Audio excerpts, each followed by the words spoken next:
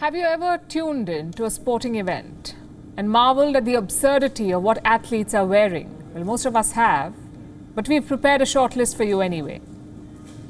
This is what volleyball players at the Olympics are wearing. The men are in baggy shorts and jerseys. The women, snug t-shirts and spandex shorts.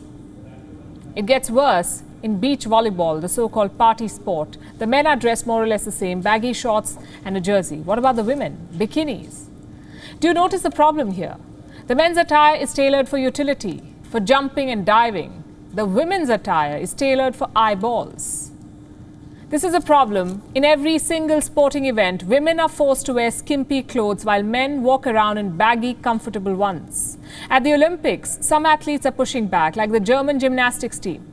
They ditched their cramped leotards. Instead, they took the floor in full body suits. Did it affect their performance?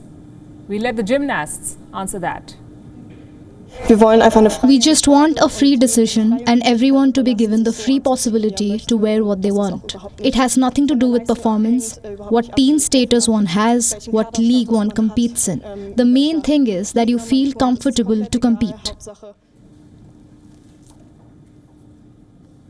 You heard her. It has nothing to do with performance. The main thing is comfort. For decades, sports bodies have gotten away with their big lie. They have forced gymnasts to wear bikini-cut leotards. Turns out, it's not for the performance, it's for the cameras. Do you remember the Norwegian handball team from last week? We told you their story. They were fined for refusing to wear bikini bottoms. And now they've explained the reason behind their refusal. It was about inclusivity. Their sport was basically a non-starter in many parts of the world. Why? Because not all cultures embrace revealing clothes, whether for sports or otherwise. So to millions of women around the world, beach handball is an impossible dream.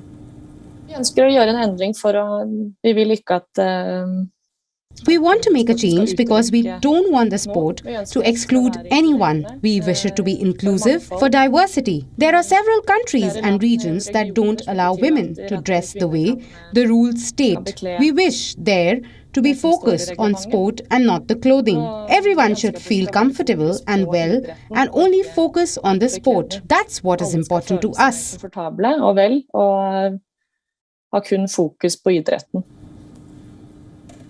Inclusive clothing boils down to choice. What fits your culture, what suits your comfort. The badminton tournament in Tokyo is leading the way. An Iranian shuttler turned up in a dress and hijab.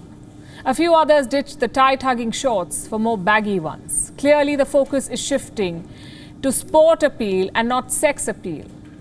That's the new campaign for Olympic broadcasters. You see, sexism in sports is a nexus.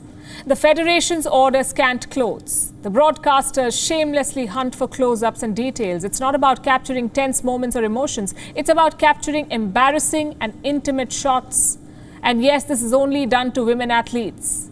The Tokyo organizers have asked broadcasters to maintain better standards, like don't focus on clothing or intimate body parts. Shift the camera away in case of a wardrobe malfunction. And you would think all of this is basic decency, but no, the broadcasters have to be told all of this. This entire controversy tells us a lot about sports, how female athletes are perceived and how they're covered on television. It's all justified as traditions, the noble sacrosanct rules of the sporting world. Nothing but utter nonsense. If traditions cannot evolve, they must be destroyed. There's a reason why pole vaulters do not use bamboo sticks anymore, or why tennis rackets are not carved from wood. Because we have evolved.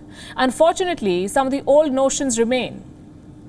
Women's sports is still billed as eye candy. A brave new generation of female Olympians is changing and challenging this narrative. Our job as viewers is to support them, to show that people appreciate the skill, not the wardrobe.